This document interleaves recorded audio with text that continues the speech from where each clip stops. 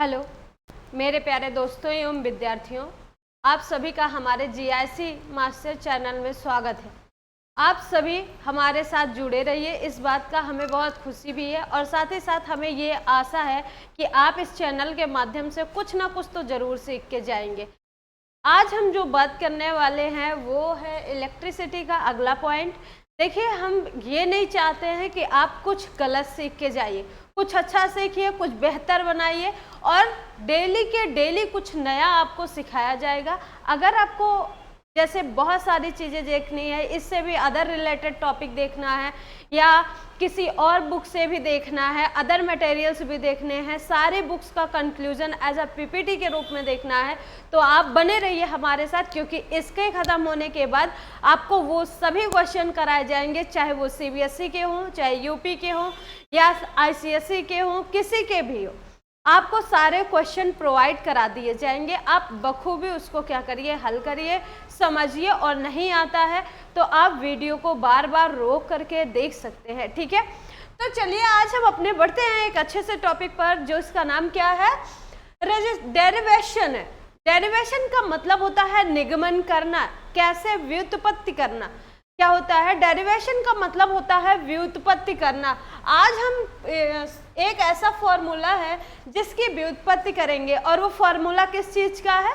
Parallel series का formula है, जिसको हम जनरेट करेंगे। ठीक है, दूसरा क्वेश्चन है आपका कंटेंट में, दूसरा टॉपिक मैं आपको जो पढ़ाने वाली हूँ वो है सीरीज का कॉम्बिनेशन। कॉम्बिनेशन होने के बाद उसका डेरिवेशन कैसे करते हैं एंड देन फॉर्मूला उसका क्या होता है, कैसे हम रेजिस्टेंस को एक सीरीज में ऐड करेंगे या कहीं पैरेलल सीरीज में ऐड करना है तो उसका कैसे बनाया जाएगा, कैसे मेंस बनाया जाएगा, या हमें उसका जो पावर है वो कैलकुलेट करना है या फिर रेजिस्टेंस, होल रेजिस्टेंस कैलकुलेट करना है। देन हम क्या करते हैं, इन पैरेलल सीरीज को या सीरीज में जो आपके रेजिस्टेंस लगे हुए हैं, सबसे पहले आप क्या करिए, उनका वैल्यू निकाल लीजिए। ठीक है, वो वैल्यू निकालने के लिए आपको फॉर्मूले की ज़रूरत पड़ेगी और वो फॉर्मूला मिलेगा आपको इसी चैनल के माध्यम से, जो कि हम आपको बताने वाले हैं। तो मैं हूं आपकी तृप्ति पांडे, आपकी एक नई स्टूडेंट, नई टीचर। वैसे तो नई नहीं हूँ बट पुरानी भी नहीं हूँ, तो मैं आपके साथ हूँ और आप भी हमारे साथ बने रहिए। चलिए मिलकर जोरदार एक धमाका किया जाता है और आज हम देखते हैं कि ये टॉपिक क्या रंग लाने वाला है, क्या हमें समझ में आता है कि नहीं आता है।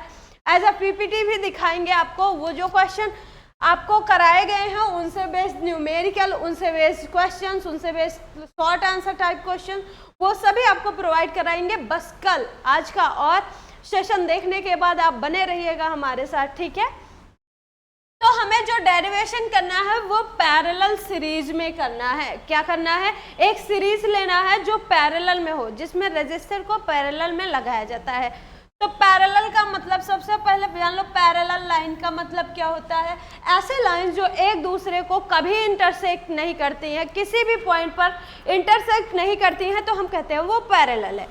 जैसे एक आदमी क्या हो रहा है, एक सड़क से जा रहा है और दूसरा आदमी दूसरी सड़क से जा रहा है, दोनों को हम क्या करते हैं, कुछ दूरी पर खड़ा करते हैं।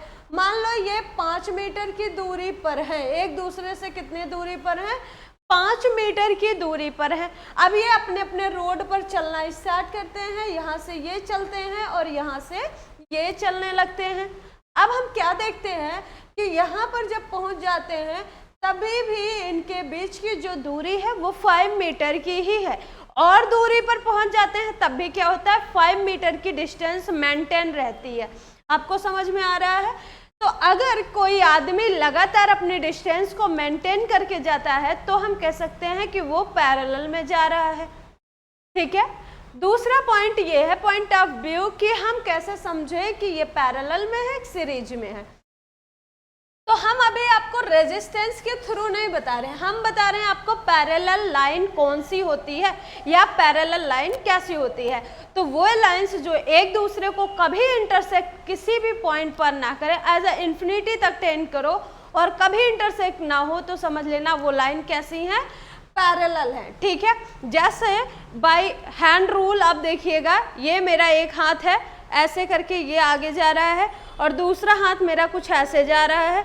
तो ये देखो एक दूसरे को कट कर रहे हैं कि नहीं कर रहे हैं, तो इसका मतलब ये इंटरसेक्ट हुए हैं। लेकिन अगर हम कुछ ऐसा करके चला रहे हैं, ऐसे करके, देखिए ये एक दूसरे को एकदम सटीक डिस्टेंस पर हो, देखिएगा इनका डिस्टेंस कभी भी कम ज़्यादा नहीं होना चाहिए। तो ये एक दूसरे को कभी नहीं काटेंगे इन्फिनिटी पॉइंट तक। तो हम कहते हैं कि वो कौन सी लाइन है, पैरेलल लाइन। तो डेरिवेशन में हमें किसका पढ़ना है, पैरेलल सीरीज में कैसे हम रेजिस्टेंस को कॉम्बिनेट करते हैं वो चीज़ें पढ़नी है। तो आपको जो सीरीज बनानी है उसमें जो रेजिस्टेंस लगाना है वो कैसे लगाना है, पैरेलल में। वेरी गुड, चलिए देखते हैं derivation in parallel series. Derivation in parallel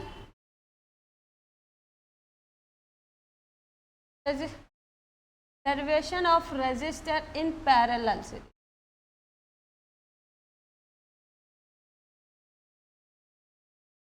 Derivation of resistors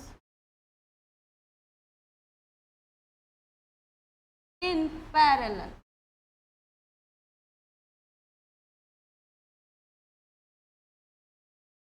चलिए देखते हैं, शुरू हो जाइए पैरेलल से। तो ये पैरेलल में क्या कह रहा है, देखिएगा हमें डेरिवेशन करना है रजिस्टर जब पैरेलल में कॉम्बिनेट हो तो, ठीक है। तो सबसे पहले हमें क्या चाहिए, आपको मैंने पहले ही भी बता रखा है कि जब भी आप कोई भी सर्किट बनाएंगे तो उसमें सबसे पहले आपको जो चीज़ें चाहिए वो क्या होती हैं, सेल होता है।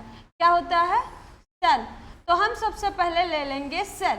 सेल में कितने टर्मिनल होते हैं, दो, एक पॉजिटिव एंड देन दूसरा नेगेटिव होता है। मतलब इसमें दो होते हैं, एक पॉजिटिव एंड देन दूसरा नेगेटिव टर्मिनल होता है। अब हम इसके बाद इस लाइन को ऊपर बढ़ाते हैं एंड देन फिर ऐसे कर देते हैं, मोड़ते हैं, सर्किट बना रहे हैं। तो इसमें रेजिस्टर्स लगाएंगे, वो भी किस में, सीरीज में। सीरीज में नहीं, पैरेलल सीरीज में, पैरेलल में लगाएंगे। किस में लगाएंगे, पैरेलल में। देखो पैरेलल का मतलब है कि अगर इन लाइन को वेंड करोगे कहीं ना कहीं कट देगी। इसका मतलब है लाइन जब सीधी हो जाएगी तब इसमें हमें क्या करना है, रेजिस्टर्स को लगाना है, ठीक है। तो यहाँ पर ये रेजिस्टर्स लग चुके हैं। हमने क्या किया है, इस फिगर में केवल 3 रेजिस्टर्स को लिया हुआ है। कितने रेजिस्टर्स लिए हुए हैं हमने, 3 रेजिस्टेंस लिए हुए हैं।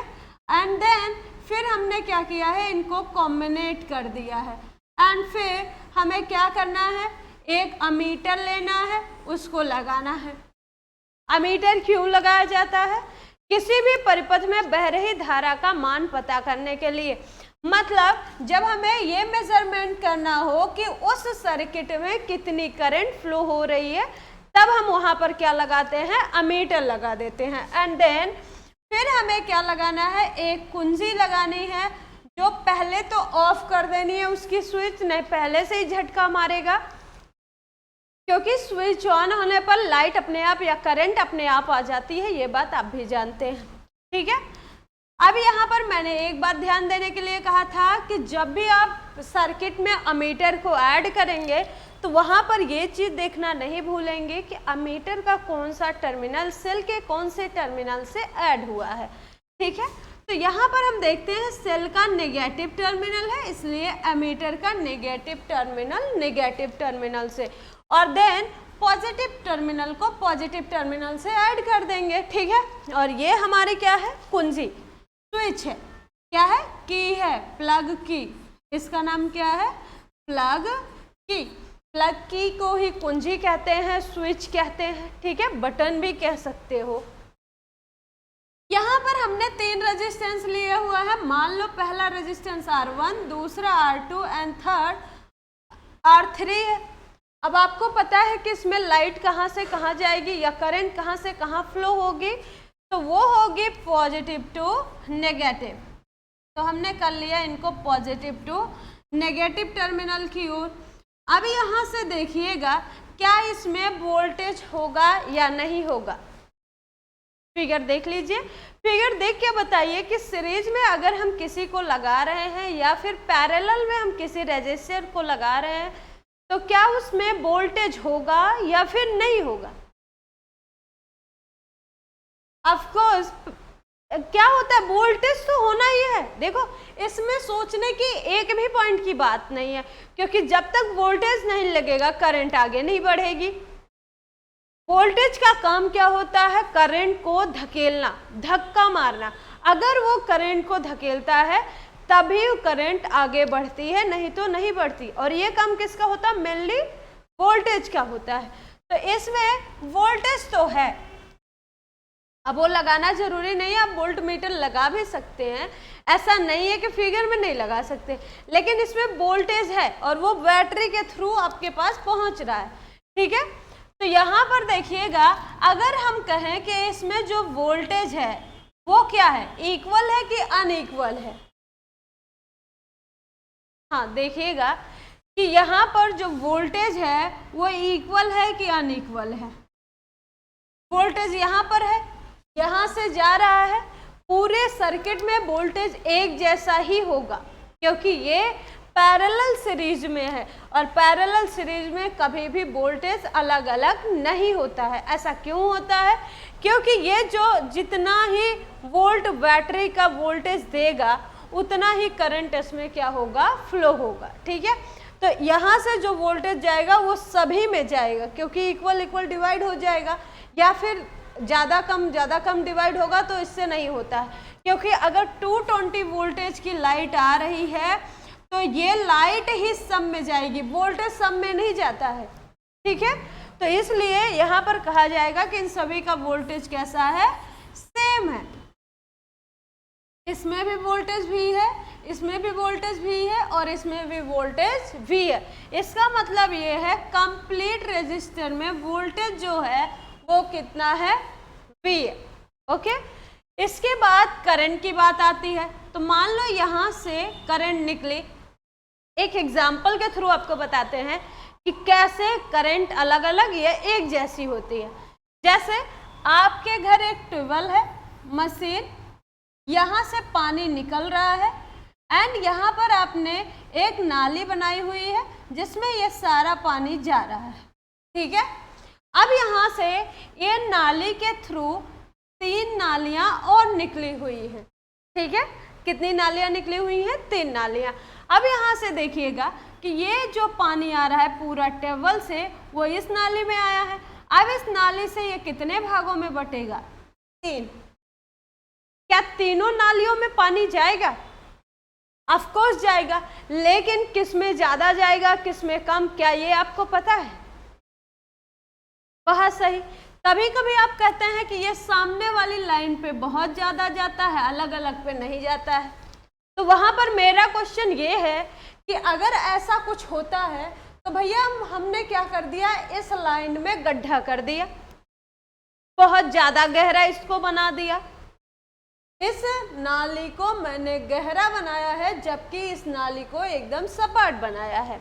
अब बताओ किस में जाएगा, अब जाएगा ना इसमें सबसे ज्यादा पानी, या फिर इसको गहरा बना दे बाकी दोनों को प्लेन कर दे, इसमें ज्यादा जाएगा। नहीं हो सकता है इसमें पूरा चला जाए, जब इसमें गड्ढा करोगे तो। बात समझ में आई। बात यह है कि ढलान पर निर्भर करता है कि कहीं ज्यादा जाएगा तो कहीं कम जाएगा। हम ये बात फिक्स नहीं कर सकते कि इस लाइन पे ज्यादा जाएगा या इस लाइन में कम जाएगा। तो इसका मतलब किसी भी लाइन पे जा सकता है, किसी पे ज्यादा तो किसी पे बहुत ज्यादा और किसी पे जाता ही नहीं है। थोड़ा ऊंचा कर दो तो जाएगा ही नहीं, ऐसा जरूरी है कि जाए जाए जाए, नहीं हो सकता ना। तो इसका मतलब कहीं कम तो कहीं ज्यादा, कहीं एक को नहीं। तो हमें उस चीज का कोई भी ज्ञान नहीं है कि कहाँ पर कितनी करंट बह रही है। सेम पोजीशन यहाँ भी है, यहाँ से करंट निकला और फिर यहाँ तक गया एंड देन यहाँ सर्किट पे पहुंचा तो ये 3 भागों में डिवाइड हो गया। क्या हुआ, करंट 3 भागों में डिवाइड हो गया। उसके बाद यहाँ से बहता हुआ करंट यहाँ तक आया एंड देन ये भी यहाँ आया और यहाँ से ये भी आया। अब ये तीनों करंट बहने के बाद अब क्या है कि जैसे 3 नालियों से पानी आ रहा है या 3 नदियों का पानी आ रहा है और किसी एक नदी में, जैसे आप बंगाल की खाड़ी सुना होगा, उसमें कई नदियों का पानी जाकर क्या हो जाता है, इकट्ठा हो जाता है। तो ये सभी पानी क्या हो रहे हैं, समझ लो नदी के पानी है, और ये रही बंगाल की खाड़ी, सारा पानी उसी में क्या हो जाएगा, गिर जाएगा। इसका मतलब कंप्लीट करंट जो जाएगी यहाँ फिर से क्या हो जाएगी, आई। अगर यहाँ आई करंट बह रही थी तो वहाँ भी कितनी हो गई, आई हो गई। लेकिन यहाँ पर हमारी अलग अलग करंट बह रही है, तो हम मान लेंगे यहाँ पर I1 करंट, यहाँ पर I2 एंड देन यहाँ पर I3 करंट बह रही है, और इन तीनों करंटों को जब मिला दे रहे हैं तो वो फिर से क्या हो रहा है, करंट I जनरेट कर दे रहा है। अब यहाँ से ये होता हुआ अमीटर के पास आएगा, और अमीटर हमें ये बताएगा कि कितनी धारा इस परिपथ में बह रही है या कितनी करंट फ्लो हुई है। ठीक है, अब हम स्विच को ऑन कर देते हैं, पूरे सर्किट में आपका क्या होगा, करंट दौड़ने लग जाएगा। अगर ऑफ कर देते हैं तो बंद हो जाएगा। ठीक है, तो ये रहा हमारा फिगर। अब यहाँ से हमें ये पता चला कि V is equal to V है, V1 V2 V3 ये सभी आपस में क्या है, इक्वल। मतलब अगर यहाँ पर अलग अलग रेजिस्टेंस होता तो वो सभी रेजिस्टेंस एक बराबर हो जाते, है ना। नहीं, सभी वोल्टेज की बात हो रही तो रेजिस्टेंस कहाँ से आएगा। बात में हूँ, हर बात में हूँ करने की आदत होती है। तो यहाँ पर देखिएगा, कभी कभी होता नहीं है, जैसे क्या होता है, कथा सुनाया जाता है तो हम लोगों को समझ में नहीं आता, संस्कृत नहीं समझ में आती है, तो जब पंडित जी कहते हैं ओम स्वाहा, लास्ट में हम लोग क्या कर देते हैं, स्वाहा। हमें पता नहीं होता है कि आगे क्या मंत्र बोला गया, लेकिन हमें ये कॉन्सेप्ट पता होता है कि बाद में पंडित जी स्वाहा ही बोलेंगे। तो वही यहाँ भी है, यहाँ पर हम वोल्टेज की बात कर रहे हैं, इनका सभी वोल्टेज क्या है, इक्वल है, बट रेजिस्टेंस क्या है, सभी का अलग अलग है। तो चलिए अब हम इसको डेराइव करते हैं, डेरिवेशन। तो डेरिवेशन क्या होगा, देखिएगा। डेरिवेशन में हमने देखा पैरेलल सीरीज में क्या देखा कि सभी रेजिस्टेंस वो क्या थे, अनइक्वल थे। इसमें कितने रेजिस्टेंस लगे हुए थे, 3, एक R1 R2 and R3 is equal to क्या था, रेजिस्टेंस था। एंड इसके बाद आपका क्या दिख रहा था, सभी की जो करंट थी वो क्या थी, I थी।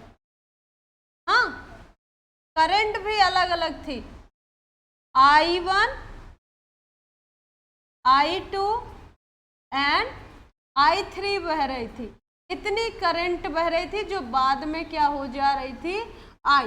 इसका रिजल्टेंट रेजिस्टेंस क्या होगा, R। रिजल्टेंट करंट क्या मानेंगे, I मानेंगे। ठीक है, एंड देन हम देखें वोल्टेज, मतलब V इज इक्वल टू क्या था, V के ही था, या V1 V2 V3 जो भी हो सब एक इक्वल, एक जैसा ही था। ये क्या था हमारा वोल्टेज। तो यहाँ पर हम देखेंगे टोटल रेजिस्टेंस जो होता है, टोटल रेजिस्टेंस उसको हम लिखते हैं कैपिटल R से।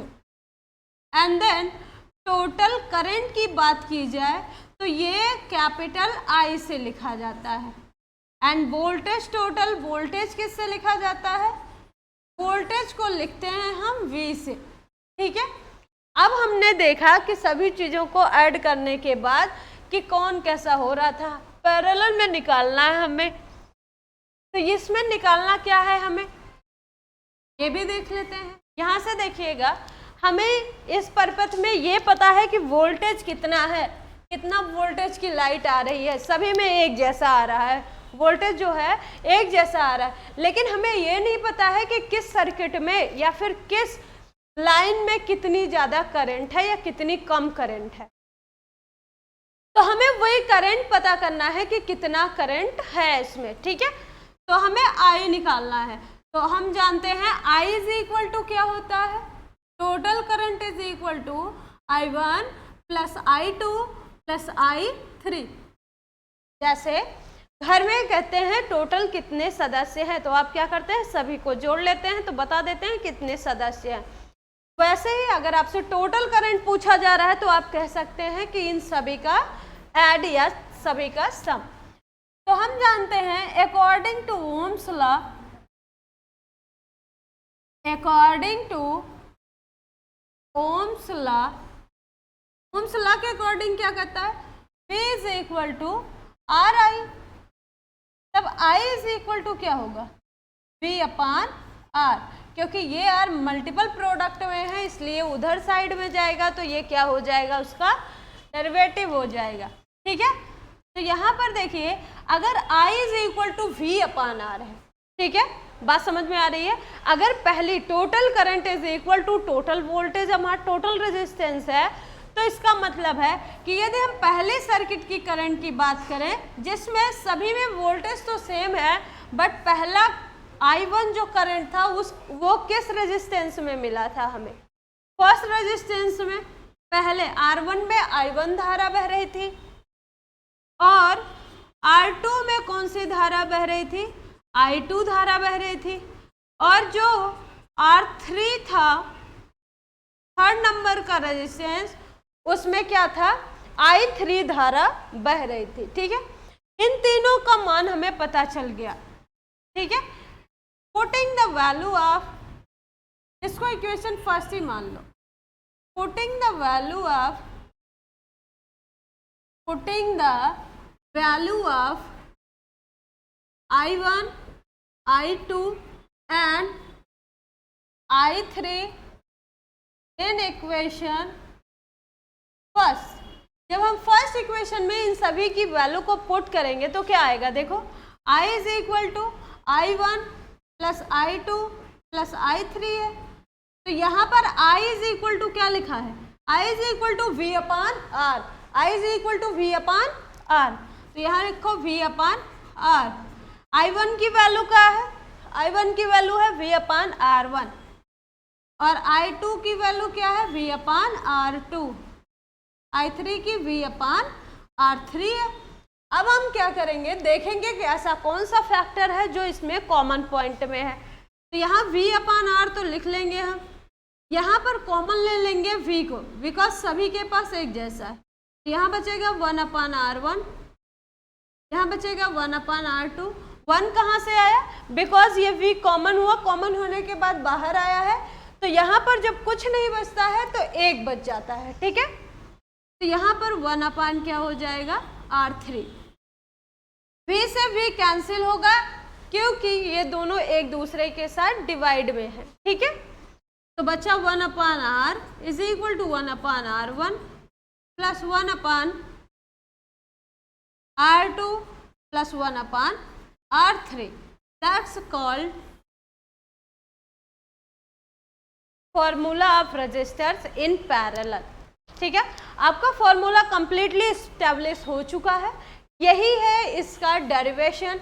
अगर आपसे कोई कहता है कि पैरेलल में रेजिस्टर को कनेक्ट करके या कंबाइन करके आप उसका डेरिवेटिव निकालिए या डेरिवेशन करिए, तो आप यहाँ पर ये क्या ये सभी आप मेथड यूज़ कर सकते हैं। आपका फॉर्मूला एस्टेब्लिश हो चुका है एंड यही मेन फॉर्मूला है पैरेलल का। ठीक है, रजिस्टर जब पैरेलल में लगे होते एंड इसके बाद हमें क्या करना है, डेरिवेशन सेकेंड करना है, डेरिवेशन ऑफ रजिस्टर्स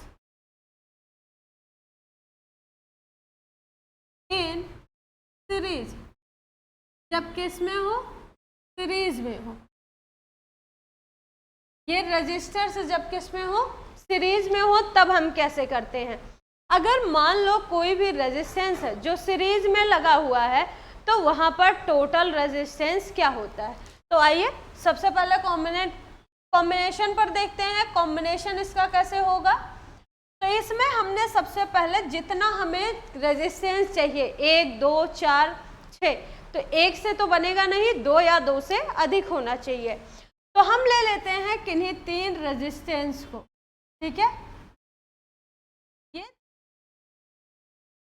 देन फिर क्या करेंगे, हम इनको ले आकर एक सेल के थ्रू कनेक्ट कर देंगे। इसमें एक कुंजी लगा देंगे, स्विच की लगा देंगे, प्लग की, ठीक है। प्लग की को लगाने के बाद हम क्या करेंगे, इसमें एक अमीटर ऐड कर देंगे एंड देन इस सर्किट को कंप्लीट कर देंगे। यहाँ पर हमारा पॉजिटिव टर्मिनल है सेल का और यहाँ पर नेगेटिव, और ये है प्लग का की, प्लग की, ठीक है। और ये क्या है, ए फॉर अमीटर है, जो कि एक ऐसा इंस्ट्रूमेंट है जिसके थ्रू हम करंट को क्या करते हैं, मेजर करते हैं। ये रेजिस्टेंस नंबर 1, 2 एंड देन ये क्या है 3।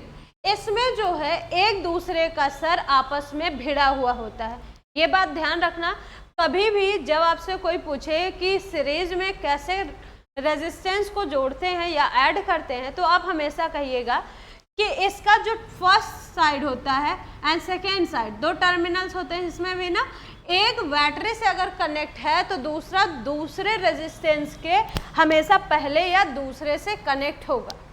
अगर आप दूसरे टर्मिनल को उठाते हैं तो वो हमेशा दूसरे टर्मिनल के पहले से ऐड होगा, मतलब जो उसके सामने आएगा फटाफट वो उसी से क्या हो जाएगा, ऐड हो जाएगा। अगर ऐसा नहीं होता है तो वो सीरीज में नहीं कहा जाता। इन देखिए ध्यान से कि इनके जो सर होते हैं एक दूसरे से ऐसे भिड़े हुए होते हैं।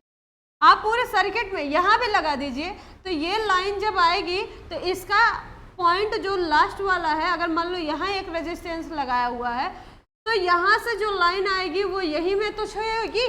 ध्यान से देखो, टच कहाँ करेगी, यहाँ से आएगी और यहाँ पर आएगी और अगले रेजिस्टेंस पे टच हो जाएगी। तो इसका मतलब है कि वो किस में है, पैरेलल में। अगर एक दूसरे से टच नहीं हो रहे उनके टर्मिनल तो समझ लेना वो पैरेलल में है, ठीक है। तो यहाँ पर हम देखते हैं सभी में अगर यहाँ से करंट जाएगी तो करंट तो एक जैसी होगी, सभी में करंट कैसी होगी, एक जैसी होगी, लेकिन इस बार वोल्टेज क्या हो जाएगा, बदल जाएगा। बिकॉज यहाँ पर रेजिस्टेंस एक साथ में लगे हुए हैं, इसलिए इनका वोल्टेज R1 के लिए V1, R2 के लिए V2 एंड R3 के लिए V3 हो जाएगा। खास बात इनकी यही है कि जो आपका पैरेलल सीरीज में होता है, रेजिस्टर लगा होता है, उसमें वोल्टेज कांस्टेंट होता है, जबकि सीरीज में आपका करंट कांस्टेंट होता है, ठीक है। तो यहाँ पर देखिएगा इसमें वोल्टेज अलग अलग है बट करंट कैसा है, कांस्टेंट है। और पहले वाले में क्या था, करंट अलग अलग थी बल्कि जो वोल्टेज था वो कांस्टेंट था। ये हमारा सर्किट कंप्लीट हो चुका है। अब हम करते हैं इसका डेरिवेशन। डेरिवेशन कैसे करेंगे, derivation of registers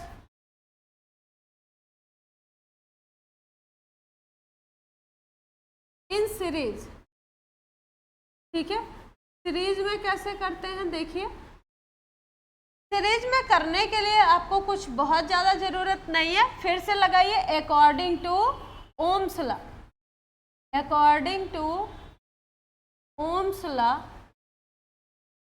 ohms law के अकॉर्डिंग क्या था, ओम्स लॉ के अकॉर्डिंग क्या था, V is equal to R I. Voltage हमेशा क्या होता है, करंट के डायरेक्टली प्रोपोर्शनल होता है, जबकि V is equal to R I होता है। इसको हम जानते हैं by according to Ohm's law, ठीक है। अगर V is equal to R I होता है तो यहाँ पर हमने देखा कि रेजिस्टेंस सभी का अलग अलग था, सभी में करंट एक जैसी बह रही थी बट वोल्टेज क्या था, अलग अलग था। तो अगर इसमें वोल्टेज अलग था तो एक V1 बना था, दूसरा V2 एंड थर्ड V3। इसको V is equal to R I को हम V is equal to I R भी लिखते हैं, कंफ्यूज नहीं होना है। प्रोडक्ट हमेशा कॉम्यूटेटिव रूल को फॉलो करते हैं तो इसलिए आगे पीछे लिखा जा सकता है, ठीक है। तो यहाँ पर V1 इज इक्वल टू क्या होगा, IR1, क्योंकि I बिकॉज I क्या है, कांस्टेंट है, सभी के लिए एक जैसा है, जबकि रेजिस्टेंस क्या है, सभी के लिए अलग अलग है। तो यहाँ पर V1 is equal to IR1 हो गया and V2 is equal to क्या होगा, IR2। And V3 is equal to क्या हो जाएगा, IR3 हो जाएगा। इस बात को मैंने कई बार बोला है आपको कि इसमें जो चीजें आपको दिख रही हैं, जैसे करंट दिख रहा है, रेजिस्टेंस, तो करंट सभी के लिए एक जैसी बह रही है, समझ रहे हो, इसलिए ये सभी जगह आई लिखा गया है, जबकि वोल्टेज अलग अलग है। ठीक है, तो टोटल करंट क्या हो जाएगा, टोटल वोल्टेज क्या हो जाएगा, V is equal to V1 plus V2 and then plus V3। तो V is equal to V1 की value IR1 plus IR2 plus IR3 है। ठीक है, और V इज इक्वल टू आपको क्या पता है, IR, और यहाँ पर देखिए कॉमन पॉइंट क्या है, I है, तो यहाँ बचा R1 plus R2 plus R3, I से I खत्म, R इज इक्वल टू हुआ R1 plus R2 plus R3। ठीक है, यहाँ पर मैंने सिर्फ वैल्यू रखी है V1, V2 एंड V3 की, और फिर कैलकुलेट कर लिया है। ये भी आपका फॉर्मूला इस्टेब्लिश हो चुका है। ये है आपका सेकेंड सीरीज को, जब किसी भी रजिस्टर को सीरीज में ऐड करते हैं तब क्या होता है। ठीक है, कैसे ऐड करते हैं। अब इसके बाद आपका अगला टॉपिक चलते हैं।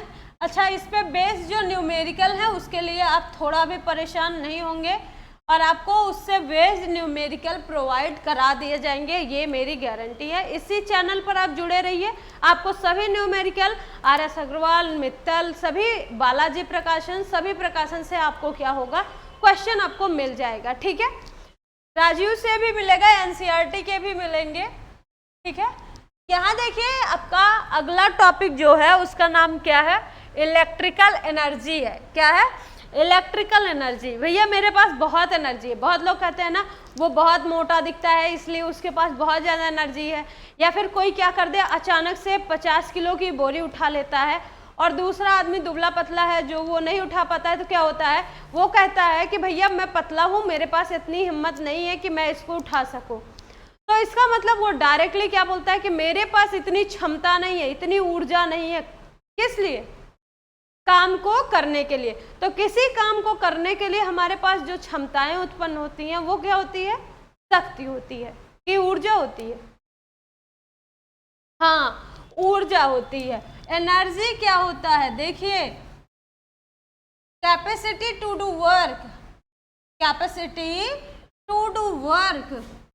अगर आप काम करने में सक्षम हैं, आपके पास क्षमताएं हैं, तो आपके पास ऊर्जा है, अन्यथा आपके पास ऊर्जा नहीं है। अगर आप एक दिन खाना नहीं खाते हैं, मान लो किसी दिन गुस्सा आ गए, मम्मी या पापा ने बहुत ज़्यादा पीट दिया है, आज खाना नहीं खाएंगे, एक दिन बीत गया कोई मनाने नहीं आया, फिर दूसरा दिन चल रहा है अभी तक कोई मनाने नहीं आया, हम अभी तक खाए नहीं हैं और बैठे हुए हैं, तो इसमें क्या होता है मन कि कहीं से भी कोई इधर उधर हो जाए तो हम क्या करें, आराम से खा लें।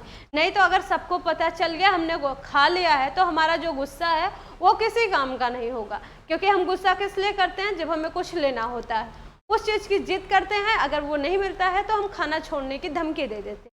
अगर घर वाले बहुत चतुर हैं तो वो आपको खाना नहीं पूछते हैं, चाहे आप एक दिन नहीं खाते हैं, 2 दिन नहीं खाते हैं, तो उस टाइम पे जब आप 2 दिन नहीं खाते हैं तो शाम तक आपको क्या लगता है कि बस अब इसके बाद मुझसे नहीं रहा जाता है, और आप क्या करते हैं, कहीं बाहर ही जाके समोसा खा लेंगे, पर आपको खाना जरूर। ऐसा क्यों होता है, शरीर में सुस्ती सी आ जाती है, ऐसा लगता है कि हमने बहुत सारा काम किया है, अब हम चल भी नहीं सकते। इसका मतलब ये है कि खाना जो है वो आपको ऊर्जा देता है, एक प्रकार की एनर्जी प्रोवाइड कराता है, जिससे आप किसी भी वर्क को करने में सक्षम हो जाते हैं। अगर आपके पास किसी भी काम करने की हिम्मत है, किसी भी काम करने की अगर हिम्मत है, तो समझ लेना आपके पास ऊर्जाएं हैं। इसीलिए कहा गया है कि अगर कार्य किया जा रहा है उसके लिए जो क्षमताएं हैं हमारे पास, उसी को क्या कहते हैं, वर्क कहते हैं। तो कार्य करने की क्षमता ही क्या कहलाती है, ऊर्जा कहलाती है। तो लिखा है is work done to the flow of current in the conductor. तो भैया ये आदमी के लिए तो हम पढ़ नहीं रहे थे कि कितनी एनर्जी है, हम एनर्जी किसके लिए पढ़ रहे थे, करंट के लिए। तो करंट के लिए क्या एनर्जी है, अगर किसी कंडक्टर में करंट का फ्लो होना ज़्यादा है तो इसका मतलब है वर्क डन ज़्यादा हुआ है। करंट कम फ्लो हो रही है तो आप कहते हैं कि इसमें काम ही नहीं कर रहा है। जैसे बैटरी चार्ज ही नहीं होती है तो आप कहते हैं बैटरी खराब हो गई, काम ही नहीं कर। तो वैसे ही किसी भी कंडक्टर में जो करंट के फ्लो होने का वर्क डन है वही क्या बताता है कि उसमें कितना ज़्यादा एनर्जी है। जैसे आप कहते हैं वो ये जो बैटरी है इसकी एनर्जी बहुत ही कम है, ये केवल पंखे में ही यूज़ किया जा सकता है, ये कभी भी टीवी में यूज़ नहीं किया जा सकता या किसी और चीज़ में नहीं यूज़ किया जाए। वो जो 10 रुपए की सेल आती है जिसको आप इलेक्ट्रिक वॉच में लगाते हैं, नहीं इलेक्ट्रिक वॉच में नहीं, ये इसमें लगाते हैं वॉल वॉच में। वॉल वॉच में एक 10 रुपए की आती है ना, और रिमोट में भी लगाते हैं। तो वहाँ पर आप देखते हैं कि वो 10 रुपए की जो सेल आती है, क्या आप उससे टीवी चला सकते हैं? आप कहेंगे टीवी में तो किसी भी प्रकार की सेल नहीं लगती है। तो सेल लगती होगी, वो मुझे भी नहीं पता है क्योंकि मैंने उसको नहीं देखा है, बट मैं ये देख चुकी हूँ कि जो वॉल वॉच होती है और जो रिमोट होता है दोनों में अगर एक ही दिन एक जैसे टाइम पर सेल लगाया जाए तो आपका रिमोट का जो सेल है वो काफ़ी देर में कम होगा, ख़त्म होगा, जबकि वॉल वॉच बहुत जल्दी ख़त्म हो जाता है। क्यों? क्योंकि वर्क करता रहता है, उसकी एनर्जी खपत होती रहती है। जो रिमोट है वो थोड़ा कम वर्क करता है तो इसलिए उसकी एनर्जी कम खर्च होती है एंड देन वो बना रहता है और वो ख़त्म हो जाता है। तो यहाँ पर भी यही है, क्या कहता है, work done to do current in a conductor. जितना भी करंट को फ्लो कराने में कार्य करना पड़ता है उसी को हम क्या कहते हैं, एनर्जी कहते हैं। ठीक है, एनर्जी का फॉर्मूला होता है W is equal to Q into V। इससे देखो और भी फॉर्मूले हम जनरेट कर सकते हैं, बहुत सारे फॉर्मूले बना भी सकते हैं। जैसे फर्स्टली देख लीजिए क्या है कि हम जानते हैं W is equal to Q is equal to क्या होता है, I इंटू R होता है कि नहीं।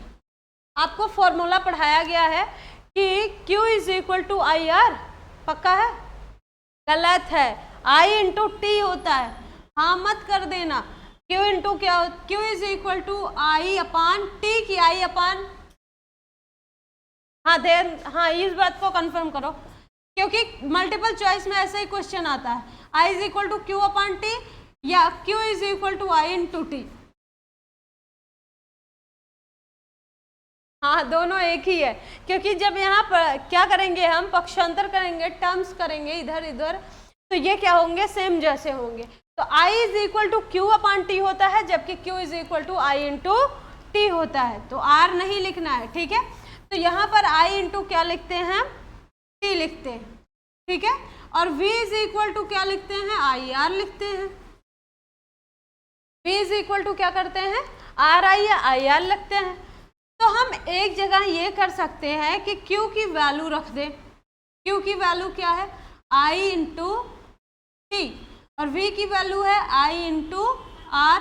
तो यहाँ पर W इज इक्वल टू क्या होगा, I इंटू आई स्क्वायर, ये R इधर आया and then T, I square R T हो गया। या फिर और भी क्वेश्चन और भी फॉर्मूले बना सकते हैं। Q is equal W is equal to Q into V लिखा है ना, W is equal to Q into V लिखा है।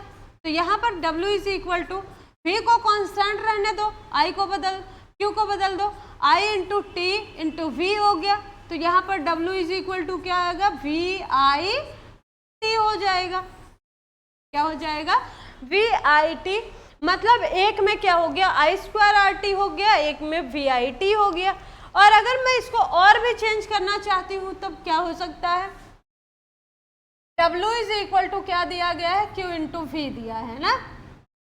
यहाँ पर हम जानते हैं कि W is equal to I into T into V लिख सकते हैं इसको कि नहीं, क्योंकि Q is equal to I into T होता है and V is equal to V लिखा है, मैंने उसको कांस्टेंट कर दिया है, ठीक है। अब यहाँ पर देखिए हम I को चेंज कर देंगे, I is equal to V upon क्या होता है, R होता है, हम इसको रखेंगे। ऐसा क्यों कर रहे हैं, क्योंकि हमको दूसरा फॉर्मूला चाहिए ना, एक के बाद एक फॉर्मूला हम कैसे जनरेट करते हैं वो देख रहे हैं। तो W is equal to I की वैल्यू V अपान R होती है, T को लिख देंगे एंड देन V को भी लिख देंगे। तो W इज इक्वल टू क्या हो गया, V square upon R into क्या आ गया, T आ गया। ये है एनर्जी का फॉर्मूला। यही सेम टू सेम आपका हीटिंग में भी काम आता है। जो हीटिंग इफेक्ट होता है यही एनर्जी के इक्वल हो जाता है, सेम टू सेम। ठीक है, इन दोनों में एक दूसरे में बहुत ज़्यादा फर्क नहीं होता है, जितना इसमें होता है उतना ही उसमें भी होता है।